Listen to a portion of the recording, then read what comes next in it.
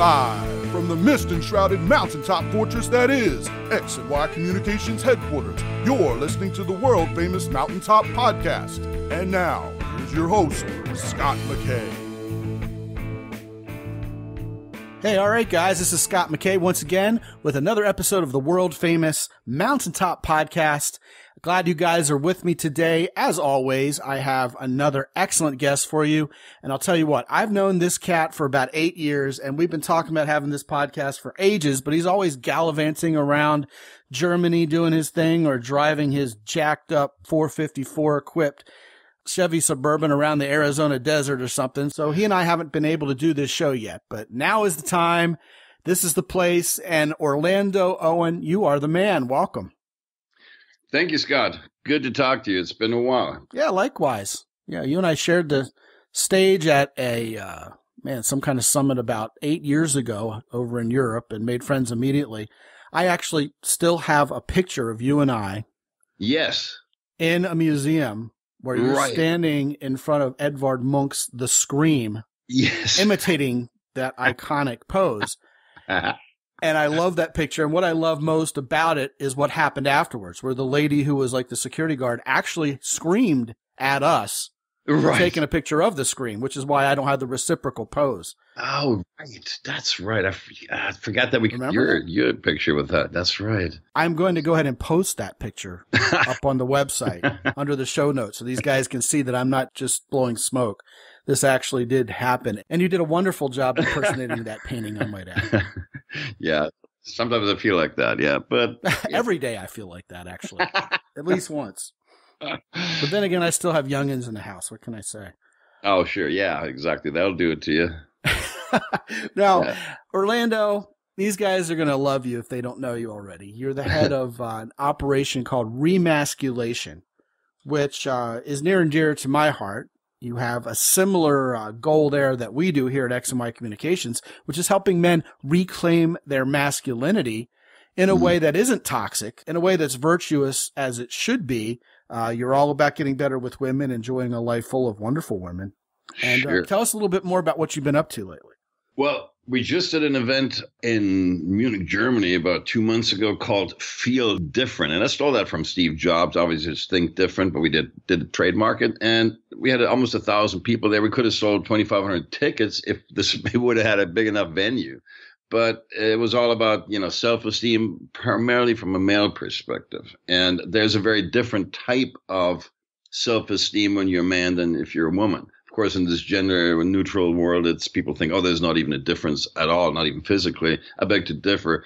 And we had some women there, and they were all very, very impressed with what happened to the guys when they actually embraced that, when they really kind of tap into that masculine power. It's all about taking your power back, and people think, well, what is power? How do I get power? And I think the short answer is take responsibility. And people think, well, responsibility is really a burden. Why should I do that? I just want it all. I want it now. And I say to that, look, responsibility is actually not a burden. It's not guilt. It's not guilt tripping you. It's not an added burden in your life. It's actually a way to say, look, I'm not a victim. My life is not given to chance. If I take responsibility, then I'm actually reclaiming control over my life. And it's actually probably the single most important key to taking your power back. Hence the overarching topic of today's show, which is indeed responsibility. I already love what you're saying about this, and I kind of just feel compelled to let you continue riffing, Orlando, because you're already pretty much hitting it with a big, heavy hammer here. You're talking about responsibility pretty much being the linchpin to taking your power back as a man. Yes. So the fact that so many men aren't feeling very powerful today could very well be, in your estimation, because we're abdicating responsibility as men, as the kings of our life. Absolutely. And I mean, it contains the word responsibility, if you want to get into the, picking words apart. When we think of life as chance, or when we think things just happen to me, I don't know why they happen to me, I have no idea. You're really not responsible. You don't take that responsibility. Then you really are saying, look, these things just happen out of happenstance. And, I'm a victim here. And there is no greater and quicker way to give away your power than to become a victim, or what I call learned helplessness. And When I was a young man, when I was probably as a teenager, even when I entered college, I always wanted my parents to take care of me, and I was probably a very entitled little brat. And my parents did that for a while. I could never even get to first or second base, not in life and not with women. And when they finally did, the best thing they ever did to me with my parents was what they call tough love. When they cut me off financially for about a month, I was in panic mode. I looked like, Monk the Scream. And Yes. and I said, oh, okay, well, I guess what I really need to do is I need to get like, a student job here. I need to kind of make my own money. I need to find ways of legally making money on the side, because otherwise I'm not going to last for 4 years of college. And back at the time, a semester cost $3,500, including room and board. So it wasn't a very expensive school by today's standard. I think the whole college education was very inexpensive. And I probably supplemented my income after the initial phase of being cut off and not having enough money to even go out and even get a McDonald's hamburger. I found ways very quickly to make money legally, responsibly. And all of a sudden I was one of the wealthiest kids on campus, not because my parents made that so, but because I became very enterprising. And there's a thing, I just heard that recently, and I haven't really been able to completely do all the research and the math on it. But somebody was talking about how apparently things or plants or whatever it is in zero gravity don't grow very well. Or for instance, if you have plants that aren't exposed to wind in a greenhouse, they become very lanky and very skinny, and they don't build a big foundation or a big trunk, tree trunk. They're all branches and no base. And if we grow in the face of adversity, and if we're not challenged in some way, if we think, oh, the world owes us, or we're entitled, or we get it all, sugar blown up, or by our parents or by society, or the whole discussion about the, basic, unconditional basic income, whatever it's called. I cringe when I hear that. And of course, when I was in my late teens or early 20s, I would have probably welcomed that with open arms. I said, yes, yes, yes, give me. As long as my parents were doing that, or anyone else I've seen, all my peers, the age group of that, they all pretty much faltered. They became lazy, they became entitled, and they never really got anywhere. And women would definitely notice. And women were, look at your hands, dude. Your hands look like you've never worked a day in your life. And I said, I'm working out. I said, no, that doesn't count. And you have a couple of calluses, but you don't look like you've actually worked a day in your life, which was totally true. And then I said, look, I need to get a physical job. I need to do some gardening. I need to do chop woods or whatever, do masculine things, and really challenge myself. Always find hard things. Eventually, I joined the military through RTC. I did all these things. And all of a sudden, I had more girls kind of taking an interest in me than I could have ever even done anything with. And I think the one thing, it was a girl right in my freshman year in the first semester that said, look, you don't do your own socks. You're looking for a sugar mommy. You're a wuss boy.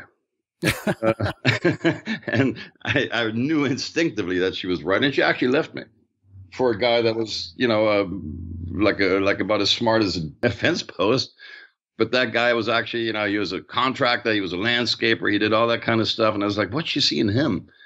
And then I asked this friend of mine, this friend girl, and she said, "Because that guy's self-sufficient. That's really what it's about. You need to take responsibility for your life. You need to make something out of it. And it doesn't matter what it is. It doesn't have to be the end all be all. It just has to be some kind of thing that challenges you, that pays you money, so you can not rely on your parents. You're not trying to get a free ride. We grow in the face of adversity. And if we don't have it, it may not be fun to get that initially if you've never done it. Right now, I wouldn't, if I don't get constantly challenged by life, or by my profession, or what we do in business, or ReMasculation, I don't grow. I become complacent. If it's just 3 months of that, I'm already feeling, geez, man, this is getting boring. What's wrong? Okay, what is the problem here? No, it's too easy. I'm coasting on my product sales. I don't want to do that. I need to do something new. If I don't constantly grow, if I don't constantly challenge myself, take responsibility, look at what it does to, thousands of guys that come to us. If I don't constantly challenge myself and them, I said, I can't just challenge the guys that come to me. I need to constantly challenge myself. Otherwise I become stagnant. I can't even listen to my own stuff. I said, well, geez, man, I said the same thing 3 months ago. I can't even listen to this anymore. It's getting boring. I need to have new stuff. Yeah, man, it's like the ultimate indictment to oneself in this business. You or I, or I'm sure a lot of other guys, if they wake up and smell the coffee, is that if you're listening to your own content that you were excited to give guys about being a man and taking responsibility, and it speaks to you because you're not freaking doing it yourself, it's time to get off your ass and wake the hell up. And I have to raise my hand. You know, at least some days I feel like that for sure. And none of us are perfect, of course. I don't want to beat anybody over the head. But the truth of the matter is, man, I can fully remember, as you were talking, my parents harping on responsibility. When I was a kid, I mean, you know, I'm a 9, 10-year-old kid. And nowadays, I'm the father of a 10-year-old son. And what do? I harp on responsibility. You know, we're just freaking irresponsible when we're little kids. You know, we take a dump and don't flush the toilet. And we've gone grocery shopping. There's a bunch of groceries in the car. And the kid just jumps in the house and goes and tries to find the Xbox. It's like, hey, kid, you know, grab a bag. No personal responsibility whatsoever until parents raise children up like that. And somewhere along the way, I'm convinced more than ever, especially now having listened to you talk so eloquently on this subject, Orlando, that I'm not so sure parents even care to teach their kids responsibility anymore. And I'll tell you what. I'm thinking, you know, as you were talking about the need to get a job and be a man and be physical and a woman leaving you because you weren't, I'm picturing, you know, Charlie Bronson in Magnificent Seven, literally chopping wood as Steve McQueen's trying to recruit him to the posse they're putting together. Cause, you know, that's an image of masculinity. And yeah, okay, this guy is a badass. Let's get him on board. Man, I think guys in general should go watch a lot of old Western movies, but Magnificent Seven would be a probably good one to start with for guys who are wondering what it means to be a man nowadays and to have some responsibility, because that's what that whole freaking movie's about. Right. And nowadays, look at what's going on. I'm not going to get very political on this show. Right. I don't care what side of the political fence you are on. I don't care if you're left-leaning or right-leaning. But if you get on Twitter or you get on Facebook and you start traipsing around on that side of the tracks, you're going to really, hopefully, I should add, get disgusted by how bored people are with their lives and how little they have to complain about and how they just want to blame everybody for everything without even knowing the facts, without even lifting a finger to do the research on what the truth means. People just want to say, oh, well, I was told this person's a total moron. So you know what? You're a moron, or perhaps even evil, or perhaps we should even like get rid of you and wipe you from the face of the earth if you believe the way they do. People in the West in general have not had legitimate strife. They have not had legitimate problems compared to what people in other parts of the world and what people in other parts of history have gone through. Just yesterday, my team is the San Antonio Spurs in the NBA. And the coach is known for being a little bit surly, Greg Popovich, and giving his views on how he thinks the world revolves, much to the chagrin of some and to the applause of others. And he was asked yesterday to comment on the struggles of his previous year in basketball, you know, with some of the things happening with the team that culminated, of course, in the trade of Kawhi Leonard to the Toronto Raptors. And he just looked at them and said, struggle? I mean, we're playing a little kid's game here. We're struggling here. There are billions of people in this world who are legitimately struggling with stuff every day. And you're talking to a guy who graduated from the Air Force Academy, a guy who's a military man, and a guy who knows what it means to have responsibility. And I, frankly, thought his response was a little over the top. I mean, the guy's just trying to do his job on the beat as a sports reporter. I mean, there were some things that, relatively speaking, you know, to being in a concentration camp or whatever would, you know, be some struggles in that sport. Plus, the guy lost his wife. You know, she died a few months ago. I mean, that may have been part of the discussion, too. But truth be told, the things we argue about on Twitter, the things we want to banish people out of the country or maybe even hang them from a tree over in this country are not life and death things. You know, to liken what's happening in a press conference to Pearl Harbor or Auschwitz. Just blatantly demonstrates we have no effing idea what it means, A, to struggle, and B, to take responsibility, come together, and fight for something that matters. And yes, I'm talking about responsibility in those terms because you were wise enough to take apart the etymology of that word and it's the ability to respond. Well, there has to be a cause worth responding to. And when there isn't, what do we as people do? In our heart of hearts, we know there's a hole there. We know there's a void there, and we go looking for something.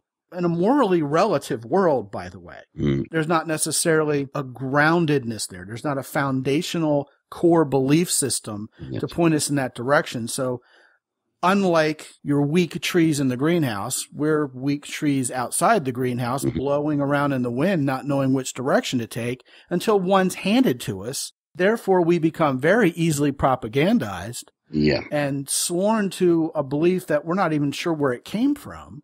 Yes. And then we go looking for people to fight and looking for people to disagree with. All, and here it is, okay, from the safety of our own computer where there really is no struggle to begin with. All the people we're fighting, all the people we're arguing with, we're never going to see those people in real life. They're all bits and bytes or ones and zeros on the other end of a computer screen. We're just bored and we have nothing to be responsible over that makes any sense. And so we're lazily looking to social media to give us something that feels remotely like purpose. And I think it's really weak and I don't think it's responsible at all. How are we going to change the world, especially as men? What are we going to do that gives us real purpose? Something that's not the hollow men, as T.S. Eliot talks about. And if you're unfamiliar with that poem, that's the infamous poem that ends, "This is the way the world ends, not with a bang, but a whimper." I think a lot of guys are whimpering their lives away because they have nothing to be responsible over because, like you said, and I know this is one of your soapboxes, so I'm revving you up here, we're hollow men. And that makes us forgotten men in the long run, like you like to talk about. Absolutely. I couldn't agree more. And it's also just the hollowness, the emptiness, the lack of purpose. One of my favorite, whether you like the president back then or not, JFK, one of the greatest quotations that I can think of that he ever said, my favorite quotation he ever said was, "Don't ask what your country can do for you, ask what you can do for your country." And one of my favorite books that I give people that are slightly depressed or that have, depression at an early age for no apparent reason other than they just don't know who they are, what they want to do in life, is Dale Carnegie's book, How to Stop Worrying and How to Start Living. And my favorite chapter in that book is where he's talking about, look, find something of service. I'm not talking about Mother Teresa here. You don't have to be like, oh, it's all selfless and I want to change the world. I'm not talking about that. I'm just saying, look, if you have too much time in your hands by not doing anything, if you're not forced to make a living, if you don't really know what you stand for, if you have nothing that gives you a sense of purpose, not only will women notice that and probably kind of not really think much of you. And even if you're just a tree hugger and you just want to do that and you just want to change the world on that level, fine, but it's still a purpose. Whereas if you have so much time in your hand that you just become so self-absorbed, and it's, the generation selfie, I call this current Gen Y or whatever they call it, Generation Y. If you really think about this, if you really just do some kind of community service, anything that'll keep you busy, even if you're just helping, an old lady over the street, or you just keep the old lady or the old man that's living by himself or herself, maybe an hour a week or a half hour a week, drink a cup of tea with him, drink a cup of coffee with him and keep him some company and say, look, can I help you buy some groceries for you? Whatever it is, like I used to do for my great grandma. That will already take the focus. Not only will you be doing a good thing, but it'll actually take the focus of your own problems. And then when you're living for something like that, that's when the reward is intrinsic and you won't have as much time to think about this stuff. I was actually about 15 years ago, I was actually a fairly lazy millionaire. I lived in Las Vegas. I had way too much time on my hand. Yes, it wasn't my parents taking care of me or the system. It was myself who had accumulated quite a bit of wealth that I thought at the time I would have never had to work a day in my life again, ever. I mean, I had $2 million in assets. I could live off the interest just fine. The best thing that ever happened to me was when I lost all that money. And afterwards, I had a real wake-up call, and it forced me to completely re-examine my life. I probably wouldn't be doing what I'm doing right now if that hadn't happened. And those things, that kind of adversity, can not only empower you in that way, it can actually be the wake-up call, the swift kick in the pants that you may need to open up a whole new sense of opportunity. And I really, really think about what you can do to make somebody else's life better, or what you can contribute to society. And it doesn't have to be a lofty purpose or kind of Mother Teresa, like I said, just anything that'll take the focus away from you and think about how you can make a contribution rather than fighting everyone and everything on an ideological basis or getting the little dopamine high like the Facebook guy, not Zuckerberg, the other guy, was saying. He said, look, we knew we were doing this. People just live for that tiny little bit of dopamine high from getting a like or getting an approval. If that's all you do, the social media world or living in your mom's basement playing video games, that is not reality. And I mean, I've seen 40-year-old virgins that will stay virgins. The oldest virgin I've ever met is 52 years old. And that's pretty sad. And that guy still lives in his mom's basement and plays video games. And he's wondering why he can't get laid. I think I know that guy too. You met him? Yeah. A very universal character. Let me tell you, having an easy life in the end becomes very hard. Yes.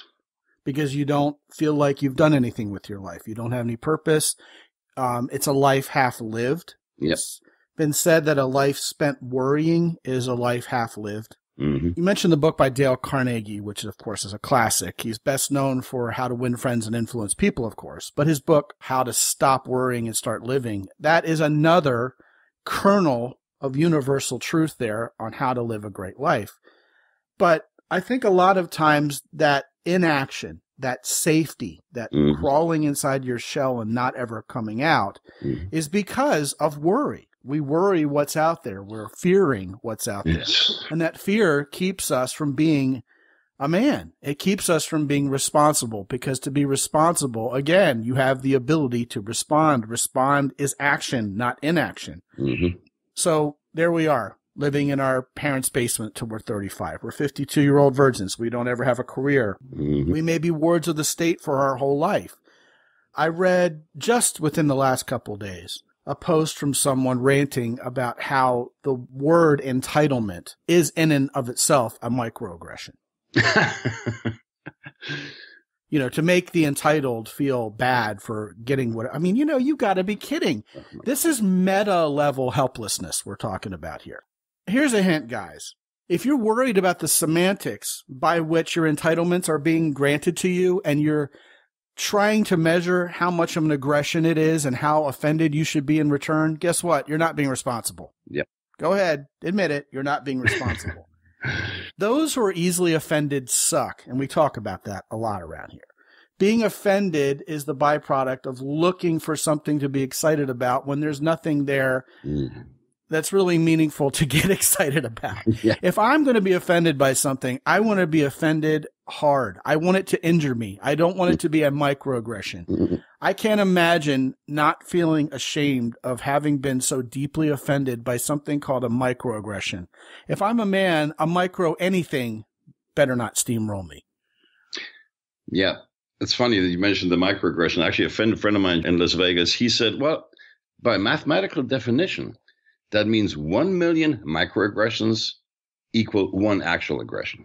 Yes, because a micro is a 1/1,000,000th, right? Yeah. Yeah, well, I think a nano aggression would probably affect some of these people to the point of just screaming and yelling and jumping up and down. But again, this is what happens when we don't have any real struggles. There's nothing to feel like I have to be responsible for. I mean, this isn't World War II where you're getting hit on both sides by the Axis and by, the Japanese Empire, and your entire freedom really is at stake here. And you have women building the planes so the men can go out and fight. That is the kind of aggression that should offend us enough to get off our asses and do something. If we're offended because of a TV commercial or because someone misspoke who's on the opposing side in politics or something like that, we need a bigger purpose. We need something else to do. We need anything to do. And I think a lot of guys have coddled themselves, like I said in a previous show, quoting someone else. They have pampered themselves into mediocrity to such a point where they really don't have any purpose. They don't even realize they don't have any purpose anymore. Isn't this what everybody else is doing, sitting around waiting for a microaggression to knee-jerk to in the way that we've been told we ought to knee-jerk to it? We've been given the script of what to say when we're offended, and everybody else is offended. This must be the way it should be. man, if we're worried about some other country infiltrating us, they're not going to do it at the ballot box. They're going to do it by infiltrating our very souls. I remember about 15 years ago, when my oldest daughter was about 3, she would watch this show called Caillou on public broadcasting.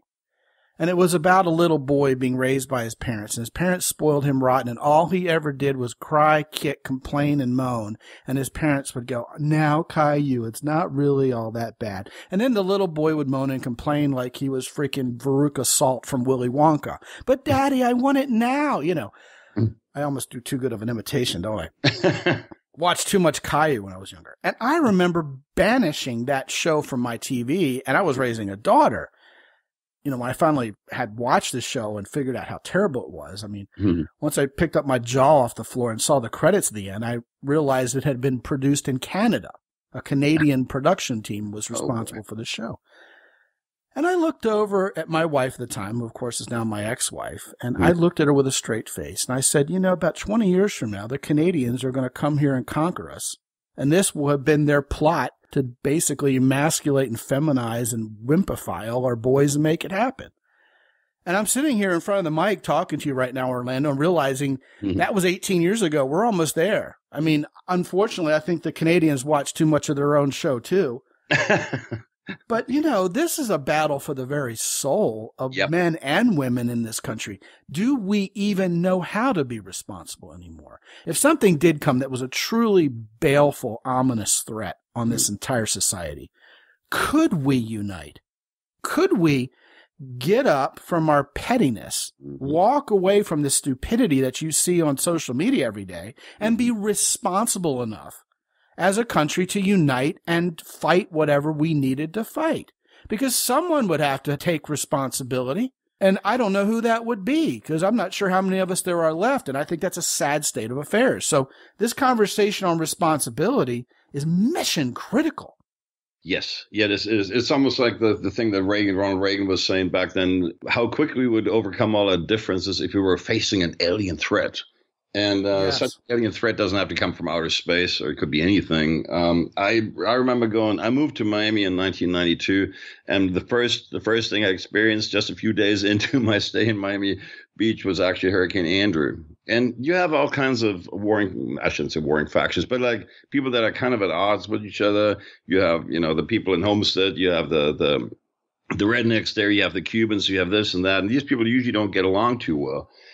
I mean, when that hurricane, which was arguably one of the strongest hurricanes in U.S. history, when that thing happened, you should have seen people come together and completely. I mean, it's almost a cliche, but I mean, nobody cared if you were Jewish, black, white, Hispanic, or whatever. People all pulled together. They were helping each other.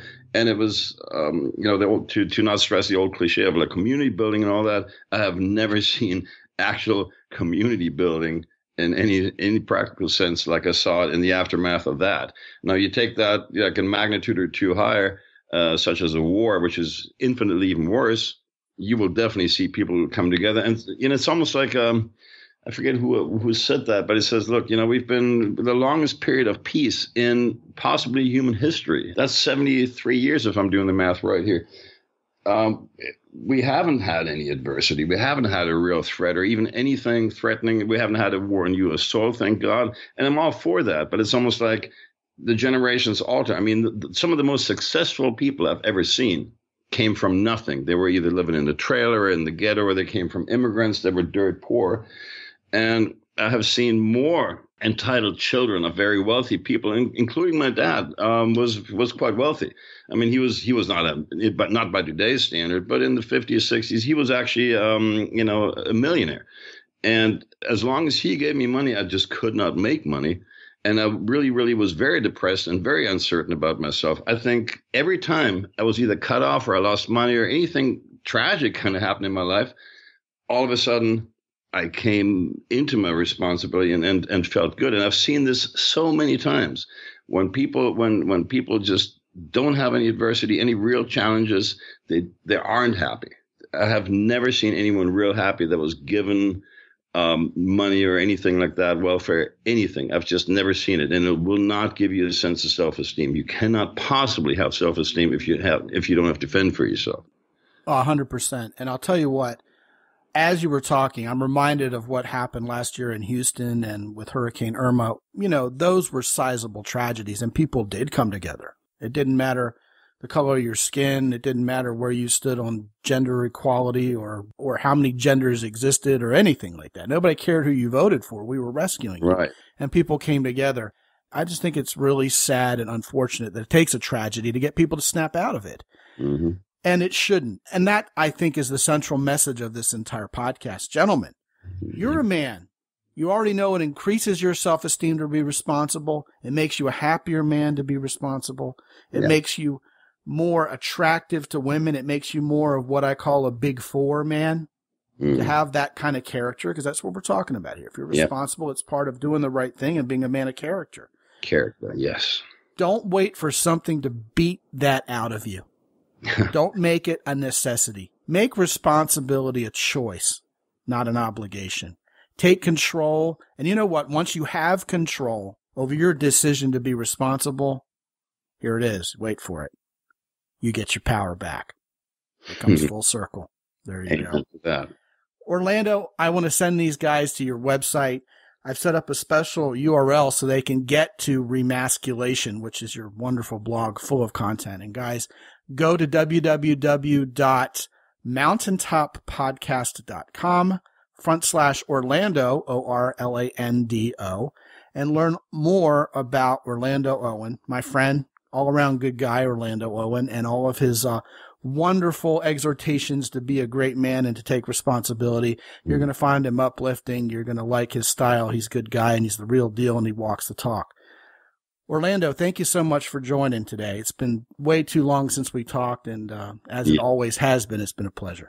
Yes, thank you very much, Scott. It's been really, really great to talk to you and talk to a man of like mind and like experience. And if I may say one thing, you just actually kind of opened this up for me. The whole thing, you're almost inviting disaster by not taking responsibility. I've seen it in my own life when I didn't do that when I was a millionaire. I've seen it. It's almost like we as a society may be headed unconsciously, or however you want to explain the metaphysics behind it, law of attraction, whatever it is. I've seen it time and again when people were skirting responsibility, didn't do that, and just kind of like lived their lives in lack of responsibility.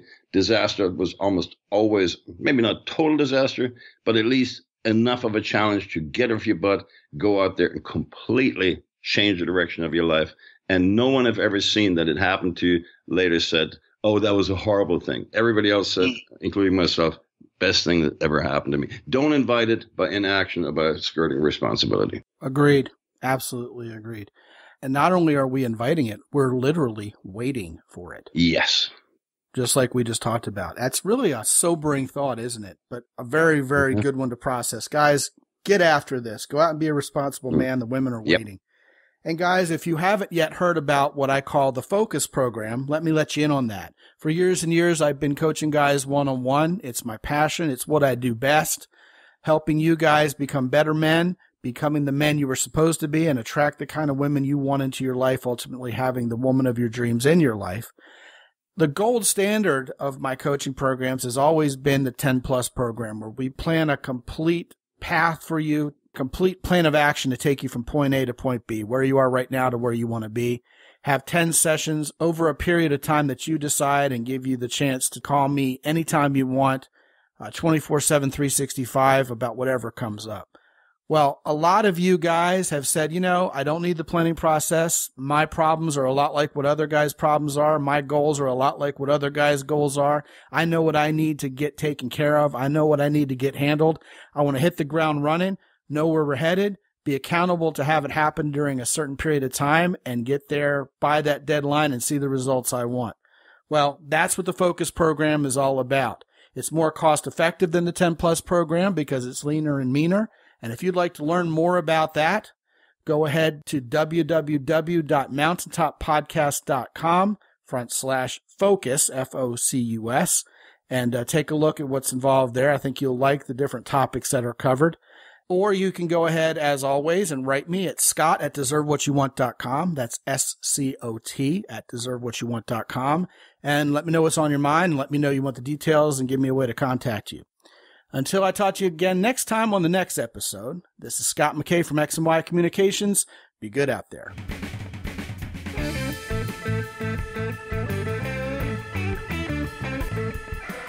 The Mountaintop Podcast is copyright 2016 by X&Y Communications. All rights reserved worldwide. Be sure to visit www.mountaintoppodcast.com for show notes. And while you're there, sign up for the X&Y Communications newsletter. This is Ed Roy Odom speaking for the Mountaintop Podcast.